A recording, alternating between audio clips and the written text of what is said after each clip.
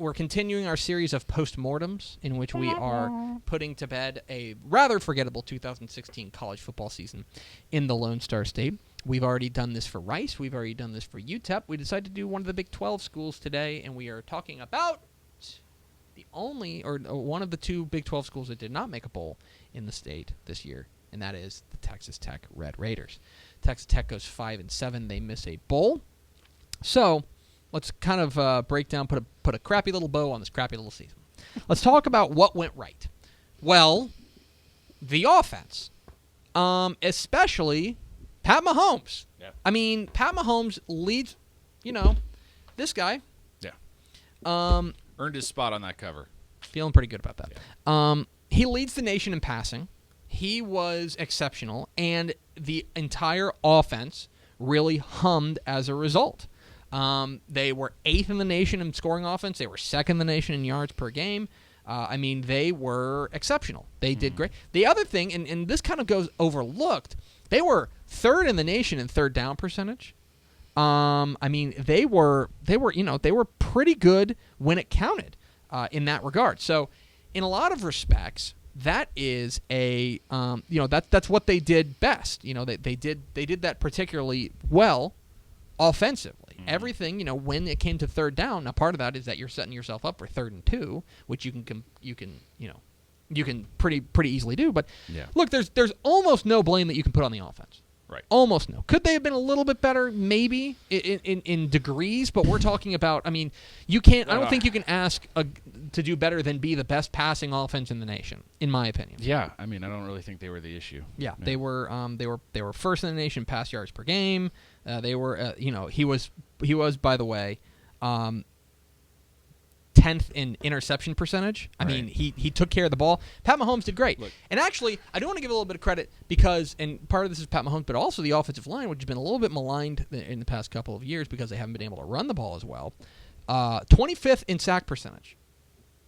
So which means that they were top tier as far as protecting their quarterback. That's good. So that's pretty good. So there's a lot of things that went right for Texas Tech. Elusiveness helped. Correct. But that did. But still, you got to give credit to the offense. I would say the one thing I will say while we're praising the offense, the Iowa State game. Yeah. That was an unmitigated disaster of every facet of Texas Tech's game, and the defense is the bigger issue in that game. But they didn't even score enough to make it interesting. So. Mm-hmm. That's the one they want back. But I'll tell you that for now, I just don't think you can put a lot of blame on this offense. Right. Okay. Let's talk about what went wrong. Oh boy. Pretty much everything on the defense. Yeah. This is pretty easy. How about this? Opponent. There are 128 FBS teams in the nation, right? 128. Mm-hmm. Here are their ranks for the big defensive stats. Yeah. Opponent's points per game, 128th. Opponent's yards per game, 128. Opponent's points per play, 128. Opponent's yards per play, 128th. They managed to get worse than they last were year. an unmitigated disaster. We've said it before like 800 times on this show. We came into the season thinking if they could just be a little bit better on defense, they'd win a few more games than last year. And they were worse. And the thing is, they were non-discriminatory when it came to how bad they were defensively. They gave up 6 yards a carry on the ground, 125th in the nation.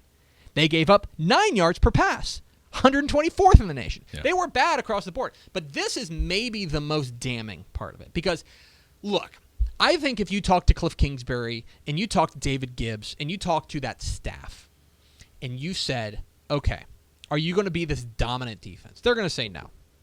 They're going to be they want to be like almost every Big 12 defense. They want to be bend, don't break.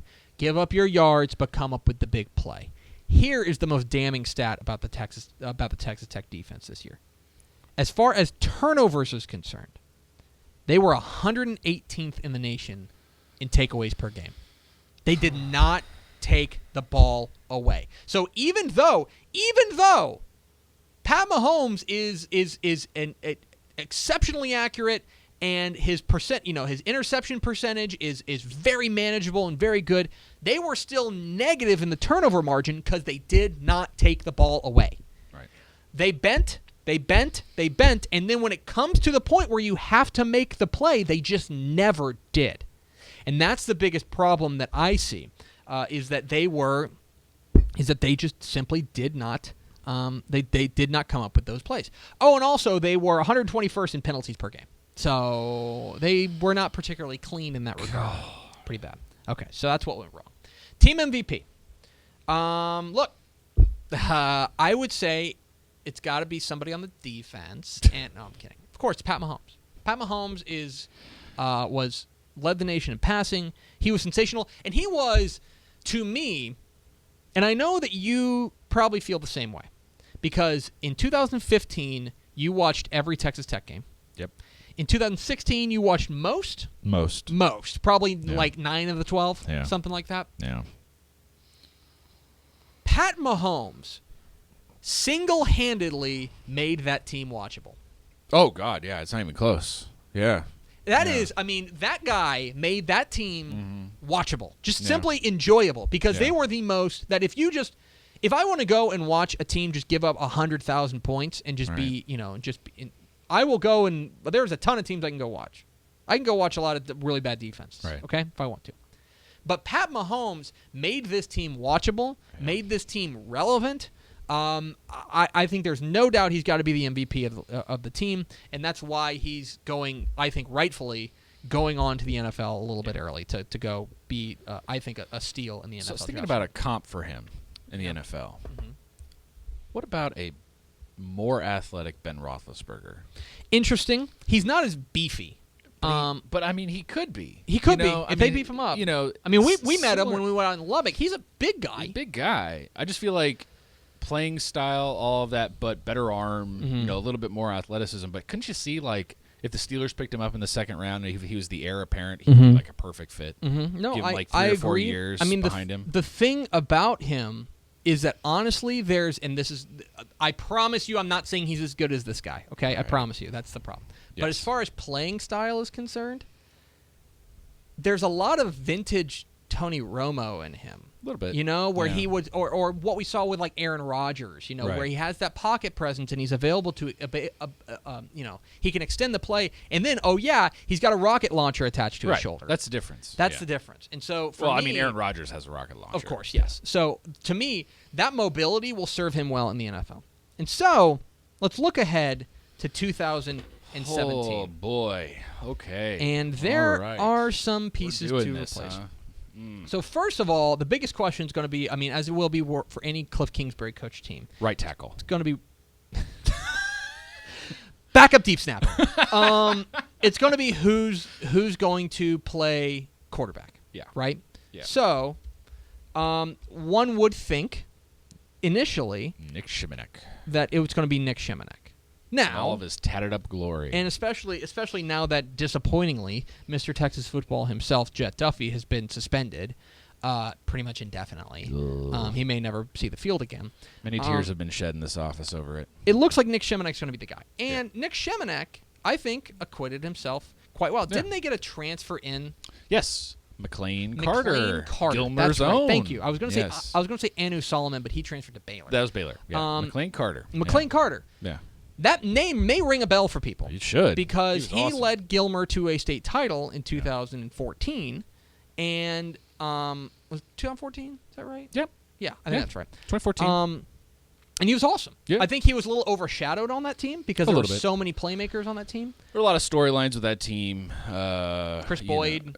Chris Boyd was both brothers. DeMarco, Mm-hmm. and they were playing for Dez, who had died. Dez Pollard, who had died in the spring. There was a lot going on with that team. But I still remember in the post game press conference when they won, Jeff Traylor, the head coach, then pounding the table and saying someone needs to give this kid a chance because he's got everything you need. Sure. And he went the JUCO route, and it's paid off, right? Sure. He's getting that chance with Tech and Kingsbury. So that's going to be – it'll be interesting to see who gets that shot. I would imagine that Shimonek's the guy. And he was good at Mildred. And I think he acquitted himself well in limited time.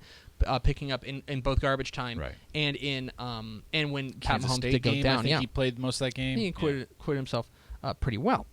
Now the bigger issue. Look, this forget about the offense for a second. Okay, the offense maybe different shades of what it was. Sure. But the offense is going to be fine. Yeah. You're never going to have to worry about Texas Tech offense, in my opinion. Right. Okay. The bigger question is going to be defense, Oh, and the boy. defense actually just took a hit.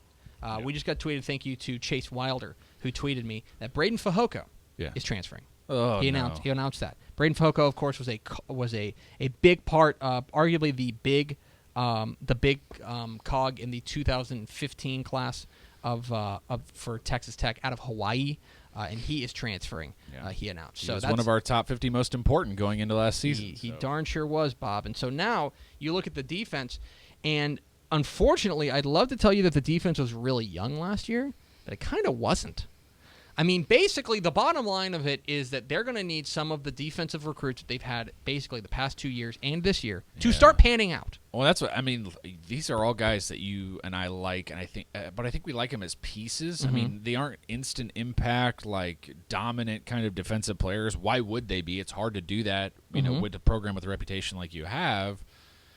There are going to have to be some surprises. There will be. I mean, flat out, there's going to have to be some guys who overplay their expectations. And they're going to need that. And you know, it's funny because Tech, remember, I was really high on Tech going into 2016 because I was like, they've got David Gibbs back for a second year. Some consistency. Some consistency. Right, that of was the defensive another issue. coordinator It's like they position. kept changing DCs for like 5 straight years. Well, now it's put up or shut up.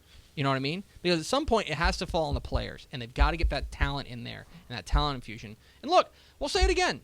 If that defense is just average, they're a pretty good team. Yeah. If their defense is just average, they're probably an 8-win team. Probably again next year. Yeah. But the bottom line of it is that they have to do better defensively. And if they don't, then they're doomed. And Who knows? with Cliff, I mean, he's an interesting cat because on one hand, he is the guy in Tech, and he's the god of Texas Tech football. Yeah. And I get that. But at the same time, at some point you have to win. Right. I mean, like I said, it's one of the weirdest debates you have to have, I'm sure, as a program where you have one of the best offenses year in, year out in the country. I mean, unbelievable. Mm-hmm. And the trade is you have one of the worst offenses. I mean, like, Yeah.